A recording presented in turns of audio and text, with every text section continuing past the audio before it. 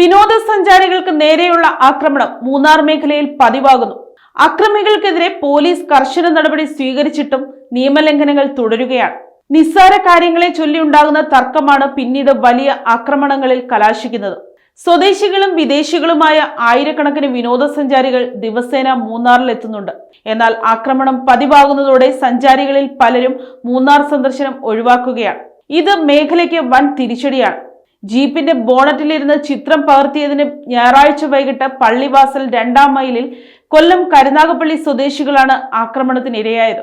പ്രദേശത്തെ taxi ഡ്രൈവർമാരും tourist ഗൈഡുകളും ചേർന്നാണ് ആക്രമണം നടത്തിയത്. 2025 ഒക്ടോബറിൽ 3 തവണ പ്രദേശത്ത് സഞ്ചാരികൾക്ക് നേരെ ആക്രമണമുണ്ടായി. പള്ളിവാസൽ ആറ്റുകാട് ഭാഗത്ത് വെച്ച് വാഹനങ്ങൾ തമ്മിൽ ഉരസിയതുമായി ബന്ധപ്പെട്ടുണ്ടായ തർക്കമായിരുന്നു കാരണം. പള്ളിവാസൽ ഫാക്ടറി ഡിവിഷൻ സ്വദേശികളായ 3 പേർ ചേർന്ന് വാഹനം തടഞ്ഞ് തമിഴ്നാട് തിരുച്ചിറപ്പള്ളി സ്വദേശികളായ 2 വിദ്യാർത്ഥികളെ കല്ലുകൊണ്ട് തലക്കടിച്ച് പരിക്കേൽപ്പിക്കുകയായിരുന്നു. വിലപേശി സാധനങ്ങൾ വാങ്ങുന്നതുമായി ബന്ധപ്പെട്ടും തർക്കങ്ങൾ അടിപിടിയിലെത്തുന്നു. ടോപ്പ് സ്റ്റേഷനിൽ മിനി വാനിലെത്തിയ സഞ്ചാരികൾ പാതയോരത്ത് മൂത്രമൊഴിച്ചതിനെ ചൊല്ലിയുണ്ടായ തർക്കവും ആക്രമണത്തിന് കാരണമായി. സ്ത്രീകൾ ഉൾപ്പെടെയുള്ളവർ ചേർന്നാണ് സഞ്ചാരികളെ മർദ്ദിച്ചത്. മരക്കൊമ്പുകൾ ഉപയോഗിച്ച് സഞ്ചാരികളെ ആക്രമിക്കുകയും വാഹനം തല്ലി തകർക്കുകയും ചെയ്തു.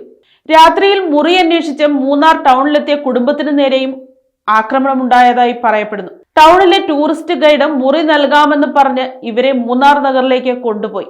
എന്നാൽ ദൂരെ കൂടുതൽ കാരണം ഇവർ മുറിയെടുക്കാൻ തയ്യാറായില്ല. ഇതിന്റെ വൈരാഗ്യത്തിൽ ഒരു കൂട്ടം യുവാക്കൾ ഇവരുടെ വാഹനം തടഞ്ഞ് വഴിയോരക്കടയിലെ കസേര ഉപയോഗിച്ച് ആക്രമിക്കുകയായിരുന്നു.